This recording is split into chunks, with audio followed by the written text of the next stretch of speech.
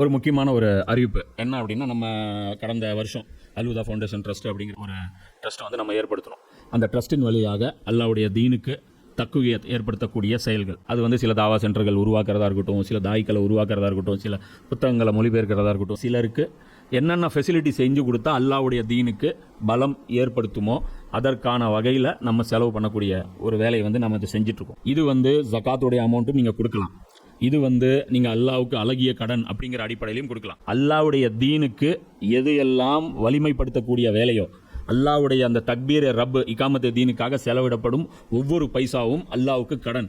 ஏன்னா இது வந்து ரசூல் செய்ய வேண்டிய வேலை, அது நம்மளை செய்ய சொல்கிறான் அல்லாஹ்.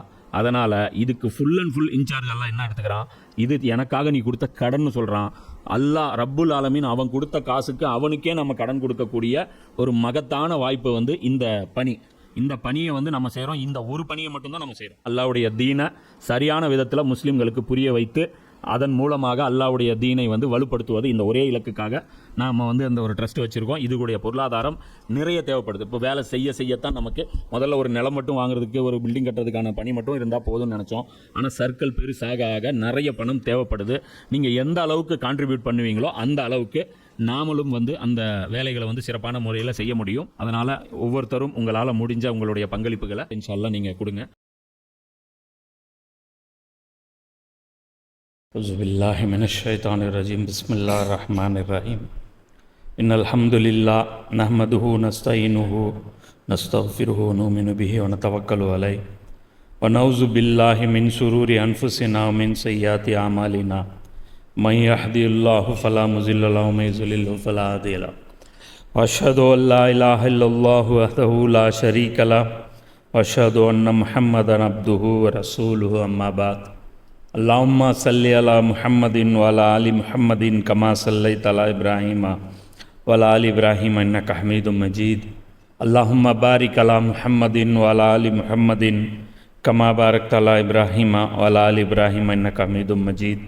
ரப்பி ஷ்ரஹ் லி ஸத்ரி வ யஸ்ஸிர் லி அம்ரி வஹ்லுல் உக்தத்தும் மின் லிஸானி யஃப்கஹு கௌலி. இன்றைக்கி வந்து கிளாஸ் நம்பர் 141, டேட் வந்து 20 ரமலான் 1447, இங்கிலீஷ் டேட் வந்து 9/3/2026 திங்கட்கிழமை. பார்க்க போகிற வசனம் வந்து 7வது அத்தியாயம் 86. ஆனால் அந்த 85 ஒரு தடவை படிச்சுட்டு அப்படியே கண்டினியூ பண்ணலாம். ஏன்னா அது ருக்கு அந்த இடத்துல ஸ்டார்ட் ஆகுது. ஸோ கான்டெக்ஸ்டில் அந்த ஒரு வசனம் மட்டும் அப்படி விட்டுருந்தோம். அதை அந்த மதியம் சாலி அலைஹிஸ்ஸலாம் அவங்களுடையது. ஸோ அதனால் அதை அப்படியே படிச்சிடலாம். அவுஸு பில்லாஹி மினஷ் ஷைத்தானிர் ரஜீம். பிஸ்மில்லாஹிர் ரஹ்மானிர் ரஹீம்.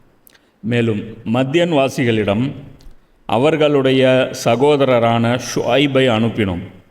அவர் கூறினார், என் சமுதாயத்தார்களே, அல்லாஹ்வுக்கு அடிபணியுங்கள். அவனை தவிர உங்களுக்கு வேறு இறைவன் இல்லை. உங்கள் இறைவனிடமிருந்து தெளிவான சான்று உங்களிடம் வந்துள்ளது. எனவே அளவைகளையும் முழுமையாக அளந்து எடையை சரியாக நிறுத்துங்கள். மக்களுக்கு அவர்களுடைய பொருள்களை குறைத்து கொடுக்காதீர்கள். பூமியில் சீர்திருத்தம் ஏற்பட்ட பிறகு அதில் நீங்கள் குழப்பம் விளைவிக்காதீர்கள். உண்மையிலேயே நீங்கள் இறை நம்பிக்கை கொண்டவர்களாக இருந்தால் இதில்தான் உங்களுக்கு நன்மை இருக்கிறது. இப்போது இதில் வந்து இவங்களுடைய குற்றம் வந்து அல்லாஹ் சொல்கிறான். அதாவது முன்னாடி போன அந்த சமூகங்களில் பார்த்தீங்கன்னா வெறும் ஷிர்க் மட்டும்தான் இருந்தது. யார்கிட்ட? நூஹ் அலைஹிஸ்ஸலாமுடைய சமூகம், ஆது சமூகம், சமூது சமூகம், இவங்ககிட்ட வந்து ஷிர்க் மட்டும்தான் இருந்தது. அப்போ லூத் அலைஹிஸ்ஸலாம் சமூகத்தில் என்ன ஆயிடுச்சு? விபச்சாரம். அதுவும் வந்து அது ஒரு தீய பண்பு மனித குலத்துக்குள்ளே புதுசாக என்ட்ராகுது. இப்போ இந்த இடத்துல என்ன ஆகுது? இந்த பொருளாதார மோசடி, இந்த பழக்கம் வந்து இவங்ககிட்ட உருவாகுது. அப்போ மனித குலம் வளர வளர வளர தீமைகள் வந்து பெருகிட்டே போகுது. இப்போ இன்றைக்கி மனித குலம் அடைஞ்சிருக்கிற வளர்ச்சி வந்து பிரம்மாண்டமானது. உலகம் முழுவதும் முட்டிக்கிருச்சு போய். புரியுதா? இதுக்கு முன்னாடி இருந்தது எல்லாமே வந்து யமனில், அதாவது சைனாவில் ஒரு கூட்டம் இருக்கும், வாழ்ந்துகிட்டே இருப்பாங்க. பிஸ்னஸ் பண்ணும்போது மட்டும் இந்த இடத்த கிராஸ் பண்ணுவாங்க. எந்த இடத்த? சாலிஹ் நபியோடைய இந்த இடத்த வந்து கிராஸ் பண்ணுவாங்க. ஏன்னா அவங்க உற்பத்தி பண்ணுற ப்ராடக்ட் வந்து அவங்க கொண்டு போய் எங்கே டெலிவரி கொடுக்கணும்? யூரோப்பில் கொண்டு போய் கொடுக்கணும். இது வேர்ல்டு மேப் எடுத்து பாருங்கள். சவுதி அரேபியா, அந்த மிடில் ஈஸ்ட் வந்து எவ்வளோ இம்பார்ட்டன்ஸுங்கிறது. இன்றைக்கும் வந்து மிடில் ஈஸ்ட் வந்து எவ்வளோ இம்பார்ட்டன்ஸ். ஒரே ஒரு ஈரான் என்ன சொல்லிச்சு, எண்ணெய் கொண்டு போக விட மாட்டேன்னுச்சு. $55 இருந்தது, இன்றைக்கி $120. எவ்வளோ நாளில்? போன வாரம் ஞாயிற்றுக்கிழமைலேருந்து இந்த வாரம் ஞாயிற்றுக்கிழமை. கோல்டை விட்டுட்டு எல்லோரும் இப்போ கச்சா எண்ணெயில் இன்வெஸ்ட்மெண்ட் பண்ண ஆரம்பிச்சிட்டாங்க. கோல்டு பாதாளத்தில் இறங்கியிருக்கு. இன்றைக்கி ஒரு நாள் மட்டும் மார்க்கெட் கிராஷு 12 லட்சம் கோடி. ஒரு நாள் மட்டும் எத்தனை பேர் நடுத்தருக்கு வந்துருவாங்க, புரியுது? அப்போ இன்றைக்கி உலகத்துடைய அந்த கனெக்டிவிட்டி பாண்டிங் அதிகமாக ஆக ஆக ஒருத்தர் இன்னொருத்தர் சார்ந்து இருக்கிறோம். அதனால் ஒன்று விழுந்துச்சுன்னா அப்படியே டக் டக் டக் டக்குன்னு விழுந்துட்டே போகுது, புரியுதா? இப்போது இவங்க என்ன பண்ணாங்க, எடை மோசடியே பண்ணாங்க. இப்போ எடை மோசடி பண்ணால் இப்போ இவங்க வந்தவனை இவங்க முட்டாளாக்கி ப்ராடக்டை கரெக்ட் பண்ணி கொடுத்துட்டு போயிட்டாங்க. இப்போ உதாரணத்துக்கு 1 கிலோ பொருள் இவங்க 800 கிராம் அனுப்பி விட்டாங்க. இப்போ அவன் போய் கையில் 200 கிராம் போட்டு அவன் 1 கிலோ கொடுப்பானா? அதே 800 கிராம் தானே பப்ளிக் 1 கிலோன்னு விற்றவனும், இல்லைன்னா அவனுக்கு எப்படி கட்டுப்படி ஆகும்? அப்போ அவனுடைய 1/4 கிலோவில் 200 கிராம் தான் இருக்கும், அதானே இருக்கும். அதை பாக்கெட் பண்ணி விற்பான்ல 2 ரூபாய்க்கு, அதில் என்ன வரும்? இப்போ இன்றைக்கி பிஸ்கட்டில் இந்த மோசடி நீங்கள் வெளிப்படையாக பார்க்கலாம். திருட்டு பசங்க என்ன பண்ணிட்டுருப்பானுங்க, ரேட்டு ஏற்றவே மாட்டானுங்க, கிராம குறைச்சிருவானுங்க. பார்லேஜி பிஸ்கட்டு 5 ரூபா தான் இருக்கும். பார்த்தீங்கன்னா முதல்ல எண்ணி பார்த்தீங்கன்னா 8 பிஸ்கட் இருக்கும், அப்புறம் பார்த்தீங்கன்னா 7 இருக்கும். அதுக்கப்புறம் என்ன பண்ணுவாங்க 10% எக்ஸ்ட்ரா அப்படிம்பாங்க. என்னடா 10% எக்ஸ்ட்ரான்னு பார்த்தா 40 கிராம் ஆக்கி பாக்கெட்டை ஒரு 4 கிராம் கொடுத்துருப்பான். 50 கிராம் பாக்கெட்டு இதுக்கு முன்னாடி வாங்கிட்டு இருந்திருப்போம். 10% எக்ஸ்ட்ரா இப்போ எவ்வளோ ஆச்சு? 44 கிராம் ஆச்சு. இப்போ பாட்டி மாதிரி ஆள் என்ன பண்ணுவாங்க, 10% எக்ஸ்ட்ரா 4 பாக்கெட் சேர்த்துவாங்க. அதே மாதிரி முதல்ல என்ன பண்ணிட்டுருந்தான், டீ தூள் 100 கிராம் 50 கிராம் வாங்கும்போது ரேட்டு அதிகம். கேட்டால் என்ன சொல்லுவோம், இதுக்கு ஒரு தனியாக நாங்கள் பேக்கிங் பண்ணோம், இதுக்கு நாங்கள் தனியாக பேக்கிங் பண்ணோம், 2 அட்டைப்பெட்டி போடணும், 2 பேக்கிங்கு, 2 டப்பா, 2 பிரிண்டிங்கு, அதனால் காசு ஜாஸ்தின்னு இருந்தான். அப்போ என்ன பண்ணால் 1 கிலோ வாங்கினா 10 ரூபா குறையும். 100 கிராம் வாங்கினா ஒரு பாக்கெட் 10 ரூபான்னா 1 கிலோ பாக்கெட் வாங்கினீங்கன்னா 80 ரூபாய்க்கு இல்லை 90 ரூபாய்க்கு கொடுப்பான். இப்போ என்ன பண்ணால் எல்லோரும் 1 மாதத்துக்கு வாங்க ஆரம்பிச்சிட்டாங்க. எல்லோரும் என்ன பண்ண ஆரம்பிச்சிட்டாங்க, மாதத்துக்கு போய் பல்காக பர்ச்சேஸ் பண்ண ஆரம்பிச்சிட்டான். எல்லாம் போகிறான், 1 கிலோ பாக்கெட்டு கொடு, இப்படி கொடு, பல்காக கொடுன்னு வாங்குறான், புரியுதா? இப்போ என்ன பண்ணுறான், பல்காக வாங்கினா விலை ஜாஸ்தி. ஹார்லிக்ஸு பூஸ்ட்டு எல்லாம் பல்காக வாங்கினா விலை ஜாஸ்தி. ஏன்னா மக்கள் அதில் இப்படி உஷாராயிட்டான்ல, அதனால் இப்படி திருட்டுத்தனம் மாறி மாறி மாறி மாறி இவனுங்களுடைய மொல்ல மாதிரித்தனம் மாற்றிக்கிட்டே தான் இருப்பானுங்க. எடுத்து நீ அளந்து பார்த்தீங்கன்னா இப்போ எல்லாமே அப்படி மாற்றிட்டாங்க. இது கொஞ்ச நாளைக்கு இந்த ட்ரெண்ட் இருக்கும், நம்மளால உஷாராகிற வரைக்கும். இதில் உஷாராயிட்டால் மறுபடியும் வேறு மாதிரி பண்ணுவாங்க. அதாவது இந்த மைண்ட் செட் தவறு. இதனால் ஏழைகள் பாதிக்கப்படுவாங்க. உழைப்பு அதிகம் தேவைப்படும். அதிகம் உழைப்பு தேவைப்பட்டுச்சுன்னா மனுஷனுடைய அந்த டைம் கன்சியூம் அதிகமாகும், புரியுதா? இது ஒரு விதமான அடிமைத்தனத்தை உருவாக்கும், புரியுதா? அடிமைன்னா என்ன, மாடு மாதிரி அவன் உழைச்சிட்டே இருக்கணும், மேலே ஒருத்தன் உட்காந்து அவன் பாட்டுக்கு ஜாலியாக உட்காந்துட்டு இருப்பான், அதுதான் அடிமை. இப்போ நம்மளை என்ன பண்ணிட்டாங்க, கிட்டத்தட்ட அந்த மாதிரி ஒரு நவீன அடிமைத்துவத்தில் இந்த பொருளாதார இந்த சுமைகள் மனுஷன் மேலே தள்ளிகிட்டே இருக்கும். இப்போ நேற்று வரைக்கும் 10,000 ரூபா சம்பாரிச்சேன்னா சரியாக இருக்கும், இந்த அடுத்த மாதம் 10,000 ரூபா சம்பாரிச்சேன்னா பத்தாது. ஏன்னா விலைவாசி ஏறிட்டே இருக்கு. கேட்டால் என்னம்மா பணம் வீங்கிச்சு, மண்ணாங்கட்டி வீங்கிச்சு, அது வீங்கிச்சு. கேட்டால் என்னம்மா உடனே கோட் ஷூட் போட்டு ஒரு டை போட்டு வந்துடுவான்.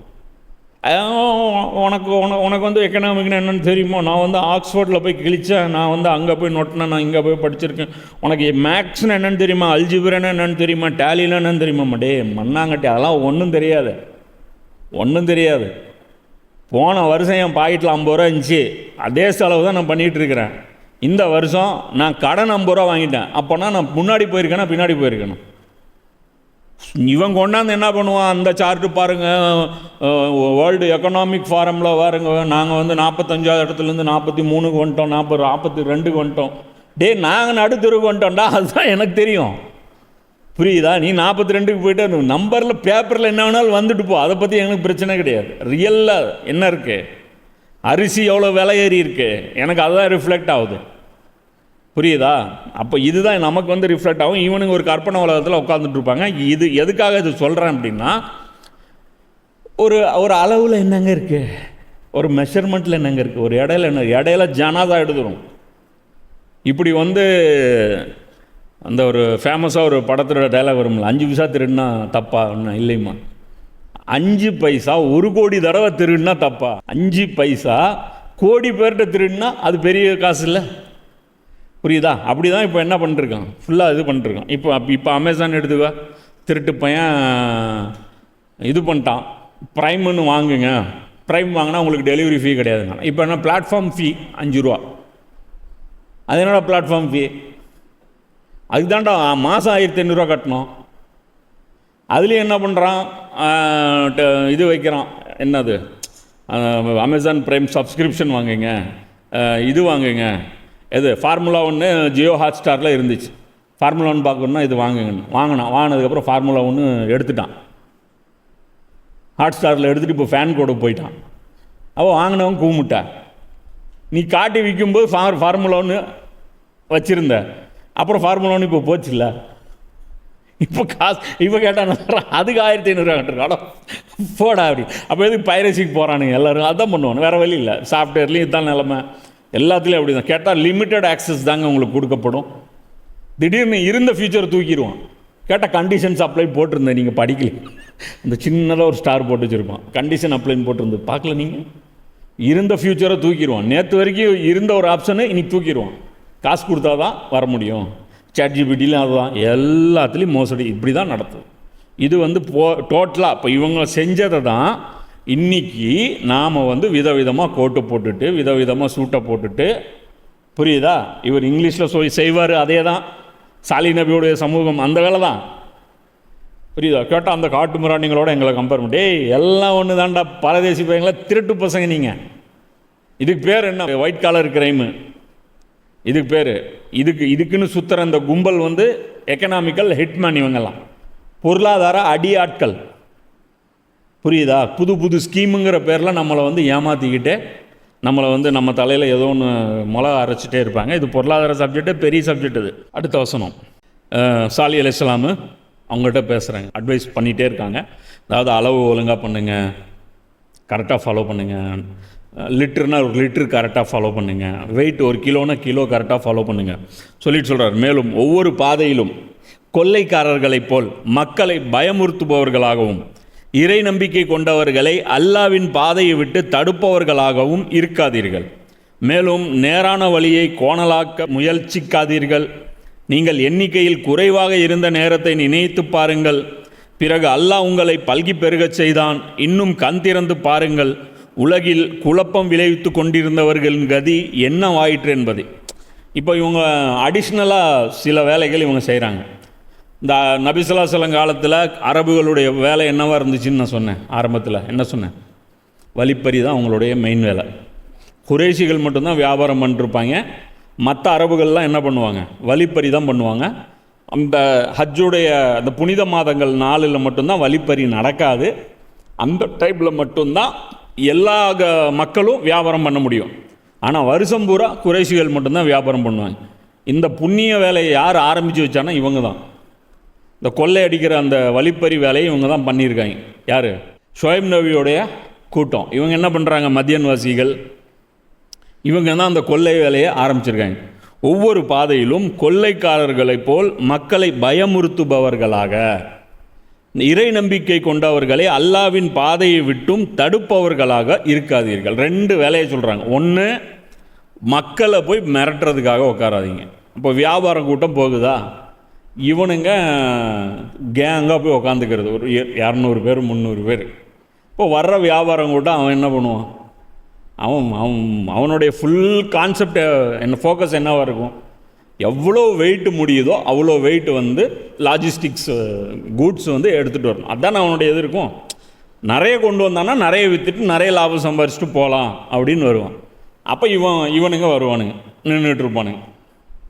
நின்றுட்டு இருந்துட்டு இந்த ஏரியா எங்கள் கண்ட்ரோலில் இருக்குது, இப்போ என்னப்பா பண்ணுறது, கொடு, ஐயோ வியாபாரம் பண்ணணும், சாப்பிட்ணும், சரி ஓகே, உனக்கும் வேண்டாம் எனக்கு ஒரு 10 கிலோ கொடுத்துட்டு போயிரு. இவன் கொடுத்துட்டு போயிடுவான். இது இந்த கேங்கு. அடுத்த கேங்கு அது வேறு பேட்ச்சு, நாங்கள் ஃப்ரெஷ்ஷு, மாமூல், ரவுடிக்கு மாமூல். இன்றைக்கி இதேவே வந்து டோல்கேட்டுங்கிற பேரில் வசூலாச்சு. ஏன் ரோட்டில் போகிறது தான் காசுங்க, அவங்க அந்த வாங்க. அது போன மாதம், இது இந்த மாதம். அது அப்புறம் 12 மணி 11 மணி கட்டிட்டு இப்படி போயிட்டு 12:01 வந்தீங்கன்னா நேற்று. இது இன்னைக்கு. உலகம் சுற்றுறது தெரியாதா உனக்கு? சுற்றிருச்சுப்பா, என்னடா நினச்சிட்டு இருக்கிற? இதே தான் இன்றைக்கி. அதாவது இது வந்து இன்றைக்கி ப்ரொஃபஷ்னலாக பண்ண ஆரம்பிச்சிட்டாங்க. எது? இந்த வழிப்பறி. இன்றைக்கி இவங்களுக்கு வழிப்பறி கிடையாது. அவங்களுக்கு அன்றைக்கி இவங்களுடைய பேர் வந்து திருடர்கள், இன்றைக்கி ஸ்டாஃப், ஒர்க்கர்ஸ். இதுதான் வந்து வேலை. இது வந்து அவங்க பண்ண ஆரம்பிச்சிட்டாங்க. ஏன்? பலம் இருக்குது. ஏன்? லோக்கல் ஆள், சரியா? லோக்கல் ஆள், அவனுக்கு தெரியும் எப்படி மிரட்டணும்னு தெரியும், நைட்டில் எங்கே அடிக்கணும்னு தெரியும். அதே மாதிரி இன்னும் கூத்து என்னென்னா, இது பாலைவனம் தான். ஆனால் எப்படிப்பட்ட பாலைவனம் தெரியுமா? எல்லா ரோட்லேயும் போக முடியாது. பாலைவனம் பார்த்தீங்கன்னா இப்படி மேடு பள்ளமாக இருக்கும். பாலைவனத்தில் நிறைய வெரைட்டி இருக்குது. நம்மளுக்கு பாலைவனம்னு என்ன நினச்சிக்கிறாங்க நிறைய பேர்? வெறும் மணல்னு நினச்சிக்கிறாங்க. பாலைவனத்தில் வெறும் மணல் இருக்கிற பாலைவனம் இருக்குது, புரியுதா? அதே மாதிரி கல், கரடு முரடான பாறைகள் நிறைந்திருக்கக்கூடிய பாலைவனம் இருக்குது. இந்த சவுதி அரேபியா இந்த பகுதியில் இருக்கிறது இந்த பாறை. இதில் ரெண்டுமே இருக்குது. டியூன்ஸும் இருக்குது.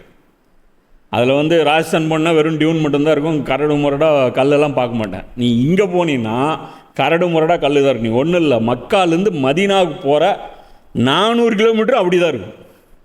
அதை பார்த்தீங்கன்னா நமக்கு கண்ணில் அழுக வந்துடும். ரசூலுல்லாஹ் இந்த வழியாக தான் ஹிஜ்ரத் போயிருக்காங்க அப்படின்னு போகும்போது அந்த மலைகள் அது நடக்கவே முடியாது. அது குத்தும் கல்லில். அது எப்படி இருக்கும்னா, அந்த அன்ஃபர்னிஷ்டு கல், அது சொர சொர சொர சொரன்னு இருக்கும். அது சாதாரண கல், அது இரும்பு மாதிரி இருக்கும். அப்போ என்ன அர்த்தம்னா, நீ வந்து வியாபார கூட்டம் பண்ணி நினச்ச ஒரு பாலைவனம் தானே, பாலைவனத்தில் இப்படியும் போகலாம், சரி இந்த பக்கம் மாறிச்சா இப்படி குழுக்கா போகலாம், அப்படிலாம் போக முடியாது. சில பாதைகள் இருக்கும், அந்த பாதையில் மட்டும்தான் நீ போக முடியும். அந்த பர்டிகுலர் அந்த ஏரியா வழியாக தான் நீ போக முடியும். இல்லைன்னா ஏறாது. அந்த இடத்துல கால்நடைகள் ஏற செத்துரும். அதுவும் எத்தனை டியூன் இப்படி இப்படி ஏறி ஏறி ஏறி எத்தனை ஏறுவ? ஃப்ளாட்டாக ஒரு சர்ஃபேஸ் இருக்குது, நீ அதில் தான் போய் ஆகணும். சரி இங்கே விற்க மாட்டேன்னா என்ன பண்ணுறது? அங்கே தான் அந்த டிமாண்ட் இருக்குது, சப்ளைக்கு. அங்கே வந்து உற்பத்தி இருக்குது, இங்கே தான் டிமாண்ட் இருக்குது. அங்கே வியாபாரத்துக்கு இங்கே தான் வந்தாகணும். அவங்க ஊர்லேயே விற்றுக்க வேண்டாம், விற்க முடியாது.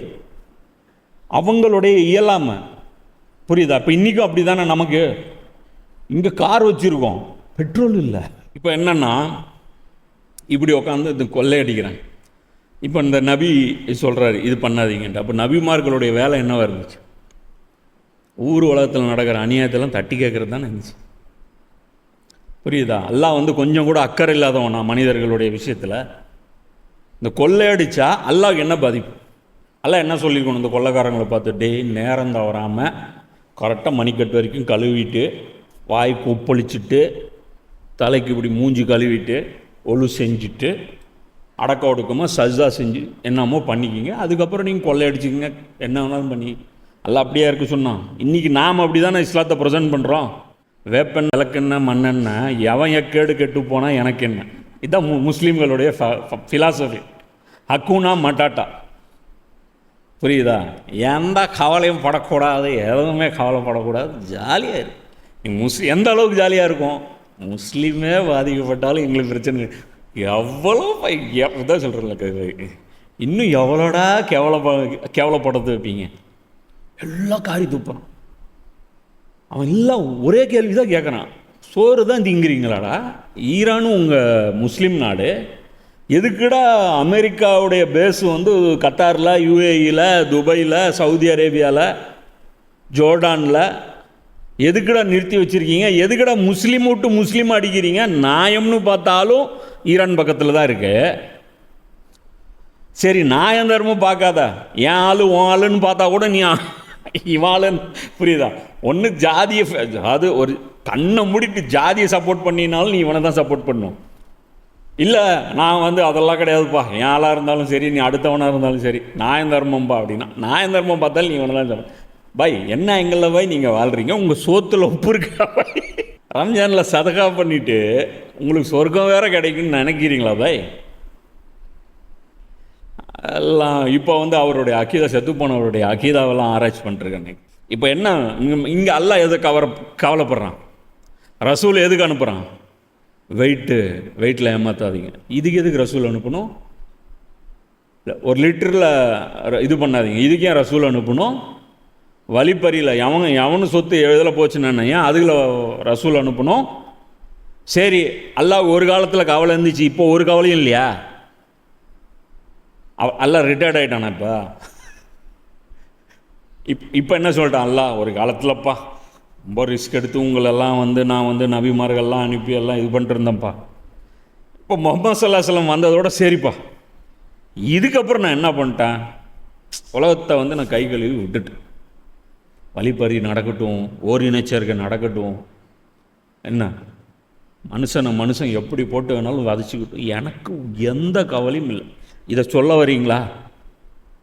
இதை சொல்லுங்க, உலகத்தில் எவன் இந்த அல்லாவை ஏற்றுக்கிறான்னு பார்ப்போம். அப்போது இவங்க சொல்கிறாங்க, என்ன சொல்கிறாங்க? மக்களை பயமுறுத்துவோம், ஏன்டா மிரட்டுறீங்க, பதறாங்கடா உங்களை பார்த்தாலே, இது ஏன் பண்ணுறீங்க? இறை நம்பிக்கை கொண்டவர்களை அல்லாவின் பாதையை விட்டு தடுப்பவர்களாகவும் இருக்காதீர்கள்.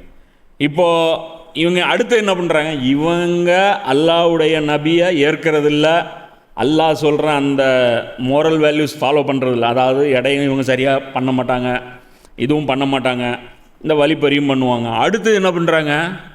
ஷோய்ப் நபி பேச்சு கேட்டு சில பேர் இருக்காங்களே, அவங்கள போய் மிரட்டுறாங்க. என்ன சொல்கிறாங்க? அல்லாவின் பாதையை விட்டும் தடுப்ப இறை நம்பிக்கை கொண்டவர்களை, ஈமான் கொண்டாச்சு, இதில் இவங்க ஒன்றும் பண்ணுறது ஒன்றுமே இல்லை, ஆனால் தடுக்கிறாங்க. இப்போ இதையும் யோசிப்பார், இதுக்கு பின்னாடி இவன் சும்மா தடுப்பானா? ஏன் தடுப்பான்? யோசிப்பார். ஒன்றும் இல்லை.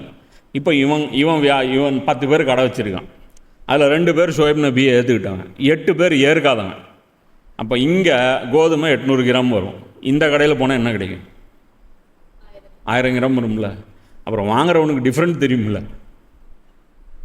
இவர் ஏதோ டைமில் லஞ்சுக்கு போகும்போது பக்கத்து கடையில் இவன் வாங்கிடுவான்ல.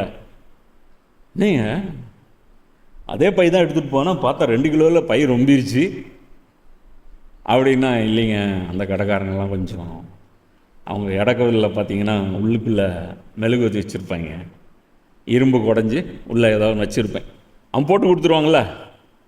அதனால் அவனுக்கு என்ன ஆகும்? கஸ்டமர்லாம் அடிப்படுது. பிரச்சனை பண்ணுறியா? ஒழுங்காக எங்கள் தராசை நீ ஃபாலோ பண்ணு. எப்படி பிரச்சனை புரியுதா? நம்ம குரானை வந்து நம்ம வந்து பார்க்குறது எப்படி பார்க்குறோம்? ஏதோ நபி பிரச்சனையும் அவன் பிரச்சனையும். அவன் தொழுதா என்ன தொழுவாட்டின்னா இவனுக்கு என்னடா பிரச்சனை? இன்றைக்கி நம்மளை யாராவது கலாய்க்கிறாங்களா? தொழுவதை பற்றி யாராவது வந்து பாய் தொழுவாத பாய்ன்னு சொல்லி யாராவது பிஜேபி ஆர்எஸ்எஸ்லன்னு சொல்கிறாங்களா? நல்லா தொழுவு பாய், எக்ஸ்ட்ரா தொழுவு பாய், தொழுதுகிட்டே இருப்பாய், நியூஸும் பார்க்காத பாய், ஒரு இளவு நியூஸ் பேப்பர் படிக்காத பாய், வெளியே வராத பாய், ரோட்டில் வராத பாய், தொழுதுகிட்டே இருப்பாய். புரியுதா? நீ கிரவுண்டுக்கே வராத பாய்மா. புரியுதா? இவன் எதுக்கு தடுக்கிறான்? அவனால் அடுத்தவன் பொழப்பு கெட்டுருக்கும். அடுத்தவங்க என்ன பண்ணுவாங்க? வழிப்பறி வருதுன்னா இந்த கேங் உக்காந்துட்டு இருந்தேன்னா ஷார்ட்கட் அவங்க சொல்லி தருவாங்க. இங்கே ஒரு ஷார்ட்கட் இருக்குது, அது ஒரு லூப் இருக்குது, அதில் போய்க்கோ. இதெல்லாம் நடந்திருக்கும். இல்லைன்னா அவன் ஏன் போட்டு தடுக்கிறான்? புரியுதா? இது நம்ம புரிஞ்சுக்கணும். இப்போ இந்த இடத்துல திருட்டு கூட்டம் உட்காந்துட்டு இருக்குன்னா என்ன சொல்லுவாங்க? இந்த தெரு வழியாக போகாதீங்க, ஒரு பைபாஸ் தான், ஒன்றும் பிரச்சனை இல்லை, இது ஒரு சின்ன ஒரு மேடு தான், அந்த ஒரு ஹில் மட்டும் கிராஸ் பண்ணிடுங்க, அதுக்கப்புறம் இருக்க மாட்டாங்க, நீங்கள் போயிடலாம். அவன் நல்லா இருப்பான், மகராசனாக இருப்பா, எப்போ பார்த்தாலும் இந்த பாதி பிடியும் தின்றுவானுங்க நாய், நீ வந்து எங்களை காப்பாற்றி கொடுத்த அப்படின்னா இந்த கான்ஃப்ளிக்ட் நடந்துடும்.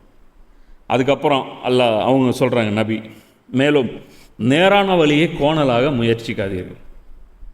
இது என்ன நேரான வழி? அல்லாஹ் சொல்கிறது தான் சரியானது, இதுதான் நேர்மை, இதன்படி வாழ்கிறது தான் நல்லது, இதுதான் அல்லாஹ் சொன்னான். அல்லாஹ்வுடைய நபிமார்கள் இதுக்கு முன்னாடி சென்றவங்களும் இந்த பாதையை தான் ஃபாலோ பண்ணாங்க. ஆனால் இவனுங்க என்ன சொல்லுவானுங்கன்னா, இவனுங்க இன்னொரு டீம் வச்சுருப்பானுங்க. இந்த திருட்டு கும்பல் இது வந்து சொன்னால் நல்லவங்க கேட்பாங்களா? கேட்க மாட்டாங்க. அப்போ நல்லவன் மாதிரி வேஷம் போட்டுட்ருக்கிற சில கேடு கெட்டதுங்க அந்த சமூகத்தில் இருக்கும். அவங்களுக்கு பேர் என்னவாக இருக்கும் அப்படின்னா பக்திமான்கள். தஸ்பீ இருக்கும் அவங்க கையில், அல்லது ஏதோ ஒன்று அந்த அந்த ஊரில் என்ன ட்ரெண்டோ அதை போட்டிருப்பார், அந்த ட்ரெஸ்ஸில் அவர் இருப்பார், அந்த டிகிரி வச்சுருப்பார் அவர் வந்து சொல்லுவார், ஏன் தம்பி மறுமையில் இதை பற்றி இல்லாமல் கேள்வி வரும், நீ ஏன் கவலைப்படுற, நமக்கு சொல்கிறாங்க இல்லையா, ஏன் வந்து நபி ஸல்லல்லாஹு அலைஹி வஸல்லமுடைய தீனு அந்த தீன் இந்த தீன்லாம் பேசுகிற, அல்லாஹ் நாடியவர்களுக்கு ஆட்சியை கொடுக்குறான், அல்லாஹ் நாடி இருக்கான் ஃபிரௌனுக்கு கொடுத்துட்டான், அல்லாஹ் நாடி இருக்கான் ஹிட்லருக்கு கொடுத்துட்டான், அல்லாஹ் நாடி இருக்கான் புஷ்ஷுக்கு கொடுத்துட்டான், உனக்கு என்ன பிரச்சனை, குர்ஆன் சொல்லுதா இல்லையா, இதுதானே நேர் வழி, அல்லாஹ் நாடியவர்களுக்கு தானே வழி கொடுப்பான். அப்போ அதே தான் சொல்கிறேன், குர்ஆன் அல்லாஹ் நாடியவர்களுக்கு நேர் வழி கொடுப்பான்னு இருக்கா இல்லையா, அப்போ நீ ஏன் ஒவ்வொருத்தனையும் போய் முஸ்லீமாவுன்னு பிரச்சாரம் பண்ணுற, அல்லாஹ் நாடியவர்களுக்கு ரிஸ்க்கு கொடுப்பான் இருக்குல்ல, என்ன வாரத்துக்கு நீ வியாபாரத்துக்கு போகிற, ஏன் போய் அரிசி போய் கடைக்கு வாங்குற, அண்ணா தான் உணவளிக்கிறவன் இல்லை, அல்லா தானே நோயை தீர்க்கிறவன், எதுக்கு ஆஸ்பத்திரிக்கு போகிற, அங்கெல்லாம் மீனிங் புரியுதுல்ல, அதே மீனிங் தான் இங்கே புரியுதா. அதை வந்து அல்லாஹ் ஆட்சியை நாடி தருவான் இருக்குல்ல, அது இங்கே ஃபிட் பண்ணிக்க. என்னென்னா நீ என்ன முக்குனாலும் அல்லாஹ் விரும்பினா மட்டும்தான் கிடைக்கும், அதுதான் இங்கே மீனிங். ஆனால் நீ முக்கிறத நிறுத்தக்கூடாது, புரியுதா. இங்கெல்லாம் முக்கறி இல்லை சோத்துக்கு, அல்லாஹ் என்ன சொல்கிறான், நாடியவர்களுக்கு கல்வியை கொடுக்குறேன், நான் ஸ்கூலில் சேர்த்துறது இல்லையா உன் பிள்ளை, நீயே நாடியவர்களுக்கு அந்தஸ்துகளை உயர்த்துக்கிறேன்ங்கிறான். ஐஏஎஸ் எக்ஸாம் எழுதுறியா இல்லையா நீ, கவர்மெண்ட் எக்ஸாமு யூபிஎஸ்சி எக்ஸாமு, நாடியவர்களுக்கு அந்தஸ்து கொடுக்குறேங்கிறான். டாக்டர் சீட்டுக்கு போறியில்லை, அதுவும் அந்த 2 எம்எல்ஏ சீட்டு வச்சுட்டு இருப்பான்ல நம்மால் பிரதிநிதி, அவங்ககிட்ட எம்எல்ஏ கோட்டா எம்பி கோட்டான்னு சொல்லி போய் நீட்டி கையெழுத்து ஃபார்ம் வச்சுட்டு வாங்கிட்டு இருப்பியா இல்லையா, அந்த அந்த வேலையெல்லாம் பண்ணுறதில்ல, அதே இங்கே ஃபிட் பண்ணிக்கும், புரியுதா. இந்த குரூப்பு தான் நேரான வழியை கோணலாக்க முயற்சி பண்ணுறது, புரியுதா இல்லையா. வழி கேட்டவே அல்லாஹ் அதை கேட்க மாட்டான், அல்லாஹ் அதை கடமையாக்கலை, அல்லாஹ் சொல்லாததை ஏன் ஃபாலோ பண்ணுறீங்க, அப்போ நாங்களாம் நான் நரகத்துக்காக போயிட்டுருக்குறோம் எப்படி. அப்போ இது பேசும்போது ஒரு தெளிவான அபூபக்கர் மாதிரியான ஆள், உஸ்மான் ரலியல்லாஹு மாதிரியான ஆள் புரிஞ்சுக்குவாங்க. கொஞ்சம் அறிவு கம்மியாக இருக்கிற ஆள் இவர் அல்லா அல்லான்னு எப்போ பாரு சொல்லிட்டு இருக்கிற ஆள் தான் இவர். சுவைப்பும் அல்லா அல்லான்னு தான் சொல்லிட்டு இருக்காரு. இவரும் பெரிய ஃபேமிலி, இவர் ஒரு பெரிய ஹஜ்ரத்து, அவரும் பெரிய, அவங்க அப்பாவும் பெரிய ஹஜ்ரத்து, எல்லாம் ஹஜ்ரத்து. கன்ஃபியூஸ் பண்ணுறாங்களே, 2 பேருமே நல்லவங்க. 2 நல்லவங்களில் எந்த நல்லவங்க சொல்கிறது கரெக்டு, புரியுதா. இப்போ கன்ஃபியூஸ் ஆகுதா. இதுதான் நேர்வழியை கோணலாக்குது. சிம்பிளாக சும்மா விட்டின்னா ஷுவைப் அலைஹிஸ்ஸலாம் சொன்னதை அப்படியே ஏற்றுக்குவாங்க. இதில் நடுவில் விட்டு ஆட்டையை கலைச்சி விட்றது, கோணல் வழியை நேர்வழி மாதிரி ப்ரெசென்ட் பண்ணுறது. இதுலேருந்து என்ன தெரியுதுன்னா, எல்லா காலத்துலேயும் இந்த பேட்டர்ன் தான். ஒரு கூட்டம் அநியாயம் பண்ணும், இன்னொரு கூட்டம் அந்த அநியாயம் பண்ணுறவனை சப்போர்ட் பண்ணும். எதன் பேரால்? நேர்வழியின் பேரால். வழிகேட்டாக சொல்ல மாட்டாங்க. ஷுவைப் நபி சொல்கிறதெல்லாம் ஏற்றுக்கூடாது, அது இல்லை. இப்ராஹிம் நபியோடைய பாதையிலேருந்து ஷுவைப் நபி விலகி போயிட்டார். இப்போ மௌலானா மௌலவி அல்லாமா இக்பால்லாம் என்ன சொல்கிறான், நபி ஸல்லல்லாஹு அலைஹி வஸல்லமுடைய பாதையை அவங்கெல்லாம் விட்டுட்டாங்கப்பா, உமர்லியானுடைய பாதையிலலாம் அவங்க இல்லை, சலஃபலுடைய பாதையில் நாங்கள் தான் இருக்கோம். இதுதான் அவங்களுடைய. இப்போ மன்னர்களாக முட்டு கொடுத்துட்ருக்காங்க. இப்போ என்ன சொல்கிறாங்க, அந்த கிராண்ட் முஃப்தி ஒருத்தர் சொல்லிக்கிறார், காசா வந்து தௌஹீது ஃபாலோ பண்ணாதனால அல்லாஹ்வுடைய அசாபுக்கு உள்ளாகி இப்படி அழிஞ்சு போச்சான். எப்படி? அப்போ தௌஹீது வந்து யார் ஒழுங்காக ஃபாலோ பண்ணியிருக்கா? இஸ்ரேல். அவன் தானே ஜெயிச்சான். அப்போ ஜெயித்தவன் கரெக்டாக இருக்கணும் தான் இப்போ ஜெயிச்சிருப்பான். அப்போது நேத்தன்யாஹு ரஹமத்துல்லா, ட்ரம்ப் ரஹமத்துல்லா, பைடன் ரஹமத்துல்லா, இவங்களெல்லாம் ஜெயிக்க வச்சிட்டாங்க. அவர் சொல்கிறார் ஷுவைப் அலைஹிஸ்ஸலாம், நீங்கள் எண்ணிக்கையில் குறைவாக இருந்த நேரத்தை நினைத்து பாருங்கள். என்ன சொல்கிறேன், டேய் இன்றைக்கி நீங்கள் இவ்வளோ பெரிய வால்யூமில் இருக்கீங்க, நீங்கள் இவ்வளோ பெரிய அப்பாட்டக்கரா, மிஞ்சி போன ஆட்கள்ரா நீங்கள். லூத் அலைஹிஸ்ஸலாம் இவங்கெல்லாம் அழிஞ்சு போய் அதிலிருந்து சும்மா கொஞ்சம் பேர் இருந்து அதுக்கப்புறம் குழந்தைகள் பல்கி பெருகி பெருகி பெருகி இன்றைக்கி கூட்டமாயிருக்கீங்க. இது அல்லாஹ் தானே உங்களுக்கு கொடுத்தான். இன்றைக்கி பெரிய கூட்டம் இருக்கிறதுனால தானே உங்களுக்கு திமிர் இருக்குது. இன்றைக்கி ஈரானுக்கு எதிராக என்ன திமிர் இவங்களுக்கு? 57 நாடு, 57 சவப்பெட்டிங்க, எல்லாம் பிணம், நடமாடும் பிணங்கள். இது உங்களுக்கு என்ன மெஜாரிட்டி? நாங்கள் இந்த பக்கம் இருக்கோம், எங்கள்கிட்ட தான் அதிகமான வெல்த் இருக்குது. இது அல்லாஹ் என்ன பண்ணால் ஒரு காலத்தில் உங்களுக்கு ஒன்றும் இல்லாமல் இதே இந்த அரபுகள் பிச்சை எடுத்துட்டு தான் இருந்தாங்க. 1920களுக்கு முன்னாடி இந்த எண்ணெய் வெளிப்படுறதுக்கு முன்னாடி இவங்களுடைய உணவே காபாவில் இந்தியர்கள் கொண்டு போய் அறுத்து கொடுக்குற கறி தான் அவங்களுக்கு உணவாக இருந்திருக்கு. இந்தியாவுடைய பிச்சையில் தான் அவங்க வாழ்ந்துகிட்டே இருந்திருக்கிறாங்க. இன்றைக்கி நமக்கு அவங்க பிச்சை போடுறாங்க. அப்படியே உல்ட்டா ஆயிடுச்சு. அப்போ அல்லாஹ் என்ன பண்ணுறான், உங்களை பல்கி பெருக செய்தான். இன்னும் கண் திறந்து பாருங்கள், உலகில் குழப்பம் விளைவித்து கொண்டிருந்தவர்களின் கதி என்னவாயிற்று. அப்போ இப்ராஹிம் அலைஹிஸ்ஸலாம் கொண்டாந்து இங்கே மதியனில் விட்டுட்டு போகும்போது இவங்க மைனாரிட்டி தான். சொன்னல, இப்ராஹிம் நபியுடைய ஒரு 3வது மனைவிக்கு பிறந்த ஒரு குழந்தை மூலமாகத்தான் இந்த ஊரே டெவலப் ஆகுது. அப்போ மைனாரிட்டி இருந்தீங்க. இப்போ உங்களுக்கு அல்லாஹ் பலத்தை கொடுத்துருக்கான். உங்களுக்கு ஒரு ஸ்ட்ராட்டஜிக்கலாக ஒரு தவிர்க்க முடியாத ஒரு பகுதியில் அல்லாஹ் வாழ வச்சுருக்கான்.